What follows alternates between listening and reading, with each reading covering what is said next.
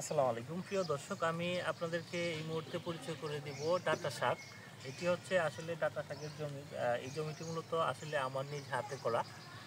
গত 2 মাস পূর্বে মূলত আমি এই ডাঁটা শাকের এই জমিতে আমি রোপণ করেছিলাম। এখানে প্রায় 2 শতক জমির উপর মূলত আমি ডাঁটা শাক করেছি, এবং আজকে তো মূলত আসলে প্রত্যেক সপ্তাহে একবার আসলে আগাছা মানে পরিষ্কার করা লাগে, না হলে আসলে এই ডাঁটা শাক আসলে বাড়ে না।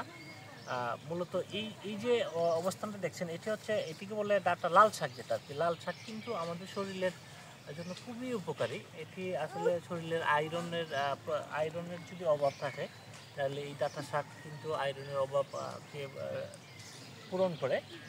এবং এটি আসলে প্রতিদিন আপনার সকালে রুটির সাথে আপনি এই শাক খেতে পারেন, দুপুরে ভাতের সাথে খেতে পারেন, রাত্রে খেতে পারেন। মানে প্রতিবারই আসলে এই শাকটা আপনি আপনার খাওয়ার আইটেমের সাথে আপনি রাখতে পারেন।